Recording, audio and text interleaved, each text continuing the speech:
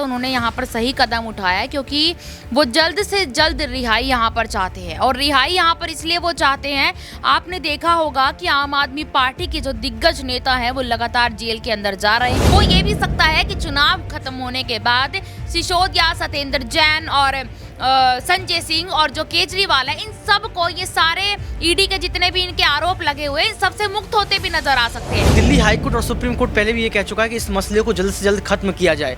Supreme court ने कई बार ED से सवाल पूछा है कि अगर आपको पता लग गया कि गोवा में चुनाव प्रचार का पैसा कहाँ से आया, यहाँ पर देखें तो पंजाब में चुनाव प्रचार का पैसा आया, अगर आपको लगता था तो आपने पहले ही गिरफ्तारी क्यों नहीं की। आप समझ सकते हैं जिस तरीके से संजय सिंह यहाँ पर सुप्रीम कोर्ट पहुंचे हैं, वही हालत यहाँ पर होने वाली है जो हालत यहाँ पर मनीष सिसोदिया की होती हुई नजर आई।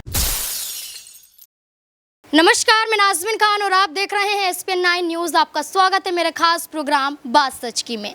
दिल्ली हाई कोर्ट से झटका संजय सिंह को लगता है और उसके बाद सुप्रीम कोर्ट का दरवाज़ा खटखटाते हुए नजर आते हैं। उन्हें उम्मीद होती है कि दिल्ली हाई कोर्ट से राहत नहीं मिली, लेकिन सुप्रीम कोर्ट से ज़रूर राहत मिलेगी। अभी उनका मामला दिल्ली की राउज़ एवेन्यू कोर्ट में देखा जा रहा है। अगली सुनवाई 10 नवंबर को होगी, लेकिन निचली अदालत से फैसला ना आते हुए सुप्रीम कोर्ट का रास्ता अपनाना क्या संजय सिंह सही कर रहे हैं? संजय सिंह पर शराब घोटाले के आरोप लगे हैं। दिनेश अरोड़ा जो सरकारी गवाह हैं, उन्होंने आरोप लगाया है कि हमने संजय सिंह को 2 करोड़ रुपए दिए हैं, लेकिन संजय सिंह कहते हैं कि यहां पर कोई भी रिश्वत नहीं ली गई है। आम आदमी पार्टी ईमानदार पार्टी है। यही बात केजरीवाल भी कहते हुए नजर आते हैं, लेकिन केजरीवाल को भी ईडी का नोटिस जारी हो जाता है।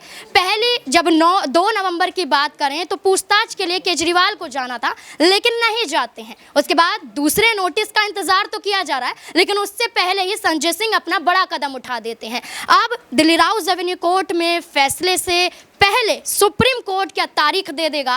क्या संजय सिंह के मामले में सुनवाई होगी तो क्या वहां से राहत मिल पाएगी? कई बड़े सवाल यहां पर बनते हुए नजर आते हैं। सबसे पहले मेरे साथ मौजूद हैं नेहा। नेहा, आपका स्वागत है।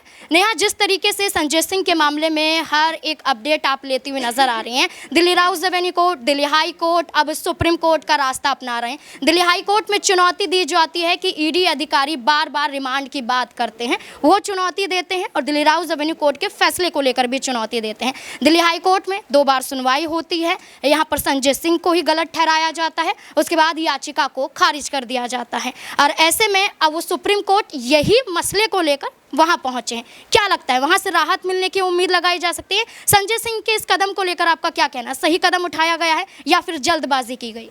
देखिए, मैं यहाँ पर दोनों पक्षों की बात रखना चाहूँगी। अगर संजय सिंह की तरफ से देखा जाए तो उन्होंने यहाँ पर सही कदम उठाया है, क्योंकि वो जल्द से जल्द रिहाई यहाँ पर चाहते हैं। और रिहाई यहाँ पर इसलिए वो चाहते हैं, आपने देखा होगा कि आम आदमी पार्टी के जो दिग्गज नेता हैं वो लगातार जेल के अंदर जा रहे हैं। पहले सत्येंद्र जैन गए, उसके बाद मनीष सिसोदिया गए, और अब संजय सिंह, और उसके बाद केजरीवाल का भी यहाँ नंबर लग सकता है। यहाँ तक कि मध्य प्रदेश में केजरीवाल ने रैली करते समय ये तक जनता को कह दिया कि जब तक चुनाव के नतीजे आएंगे, शायद हो सकता है तब तक मैं जेल के अंदर हो सकता हूं।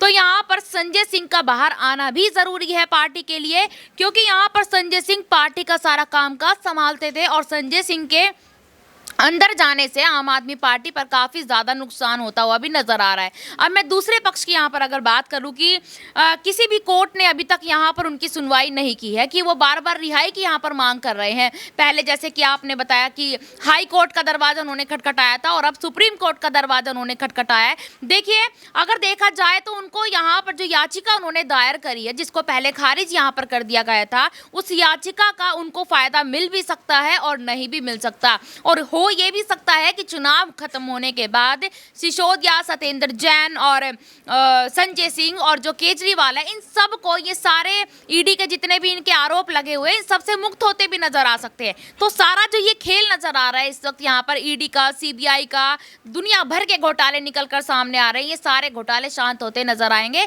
बस आप 3 दिसंबर थोड़ा गुजर जाने दीजिए, उसके बाद सब कुछ साफ होता हुआ नजर आएगा यहाँ पर। जी बिल्कुल, यहाँ पर ये कहा जा रहा है कि सिर्फ चुनाव को देखते हुए ये तमाम घोटाले के आरोप लगाए जा रहे हैं, भ्रष्टाचार के आरोप लगाए जा रहे हैं, लेकिन क्या वाकई यहाँ पर आम आदमी पार्टी ईमानदार पार्टी है जो दावा करते हुए नजर आते हैं?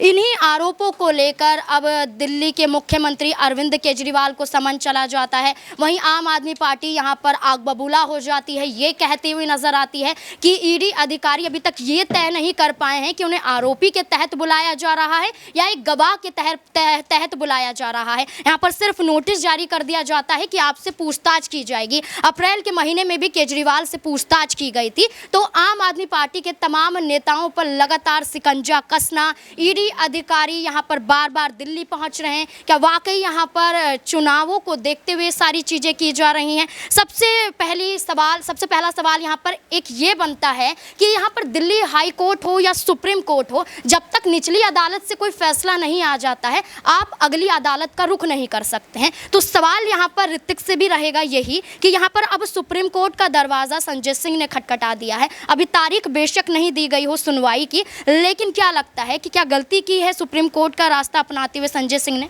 देखिए, दिल्ली हाई कोर्ट और सुप्रीम कोर्ट पहले भी ये कह चुका है कि इस मसले को जल्द से जल्द खत्म किया जाए। सुप्रीम कोर्ट ने कई बार ईडी से सवाल पूछा है कि अगर आपको पता लग गया कि गोवा में चुनाव प्रचार का पैसा कहां से आया, यहां पर देखें तो पंजाब में चुनाव प्रचार का पैसा आया, अगर आपको लगता था तो आपने पहले ही गिरफ्तारी क्यों नहीं की? ये सवाल सुप्रीम कोर्ट ने ईडी से पूछा, लेकिन ईडी ने कहा कि पुख्ता सबूत नहीं जुटा पाए और ईडी पर फटकार भी कई बार लगी। लेकिन आप समझ सकते हैं जिस तरीके से संजय सिंह यहाँ पर सुप्रीम कोर्ट पहुंचे हैं, वही हालत यहाँ पर होने वाली है जो हालत यहाँ पर मनीष सिसोदिया की होती हुई नजर आई थी, क्योंकि 338 करोड़ का घोटाला पकड़ा गया है। और सुप्रीम कोर्ट ने आखिर क्यों मनीष सिसोदिया की याचिका को खारिज किया था? कुछ तो मिला होगा। तो मुझे यहाँ पर लगता है कि अब अरविंद केजरीवाल को भी जो है ये स्वीकार कर लेना चाहिए कि कहीं ना कहीं गलती हुई है। 3 बड़े झटके लगते हुए नजर आए।